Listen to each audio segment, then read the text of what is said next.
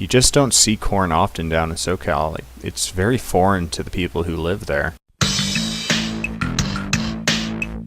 Greensandmachines.com.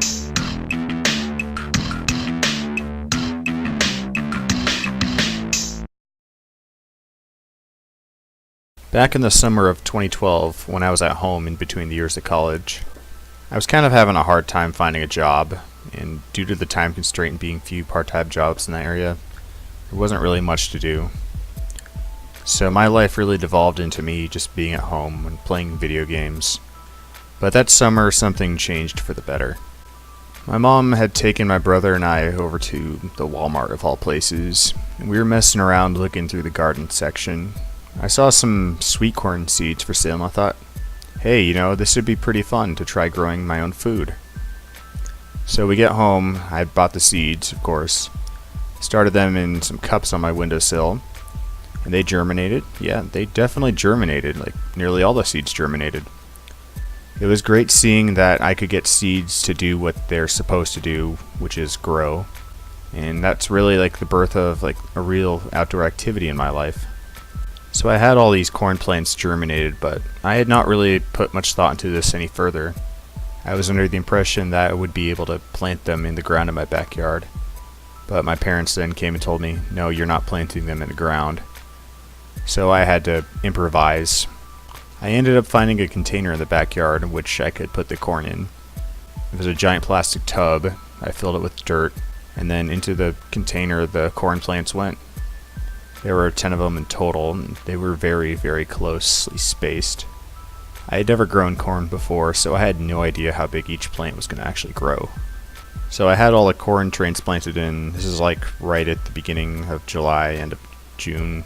And this kind of became part of my daily routine, where I'd wake up, I'd check on the corn plants, and take some pictures, see how they were doing. Every other day I'd mix in a little water-soluble fertilizer into the watering can because they weren't getting many nutrients from elsewhere. That's so much for me being organic. If there is one thing I've learned since then, it's that plants don't really care where they get their nutrients from, as long as they can eat. But that's a topic for a different story. So the corn really took off. I know there's the saying that your corn should be knee-high by the 4th of July, but that's pretty much when it started growing. I didn't think the corn was going to get much sun as my house blocked the area where the container was, and I thought this was going to be a big problem, but the bin was right next to a giant white wall, so the sun reflected off the wall and onto the plants. It was also very hot that year, like one of the hottest years on record, so the corn really liked that.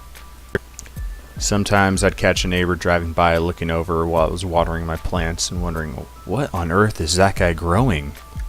You just don't see corn often down in SoCal. It's very foreign to the people who live there. I did share some photos of my cornfield to social media, and they actually were quite popular with my friends. I didn't realize how popular growing corn could be. I had actually convinced one of my friends in town after he saw my photos that we should start growing corn in his yard too. There was a big section of his yard where he had nothing growing in it, so we decided to go for it. We tilled up that yard with shovels and got all this new soil to throw in there, and wow, I never realized how tough it was to do that all by hand. But we got several rows of corn planted, many more than what I had in my yard. He told me I could come check on it whenever, so I would pop by with my brother every so often to see how it was doing and get some pictures. But this eventually stopped as one of his neighbors was watching us one day as we were visiting. I guess he saw us as kind of a suspicious individual, got my license plate. I mean, nothing came of it, but it was a bit sad having to orphan that cornfield. So now it was the end of July and the corn had started growing tassels and it was really tall. It had grown way up above the wall of my backyard. My neighbors could definitely see the stalk.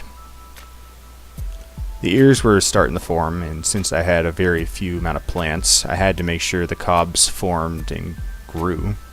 Everyone has seen my corn now on social media. I have to be successful here.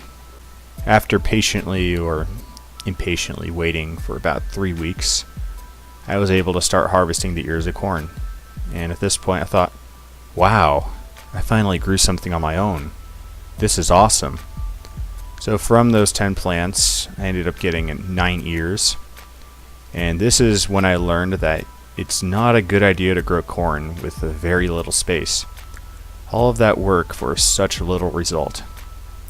But in any case, this was a great learning experience.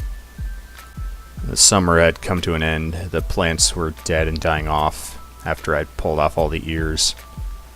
I had to dismantle the container that I had grown it in, and the roots were absolutely everywhere. That whole container was root bound with just the sheer amount of roots from the corn. Corn's a very interesting plant. I can't remember what exactly happened with all those roots, but I know I chopped down the stalks and threw them in our green waste bin. My dad probably ended up using that container for spinach after I had gone back to school. I guess I spread the garden fever to him. Since that summer, I've only grown corn on 2 different occasions, but neither attempt was as successful as that summer's corn grow. From that summer of corn, I caught the garden bug, and it's been part of my life ever since. The real message here is that you've got to branch out and try something new to know if you actually like it or are actually good at it. Hey, thank you for watching. Please remember to subscribe to Greens and Machines on YouTube. Don't forget to visit our website at www.greensandmachines.com. Till next time.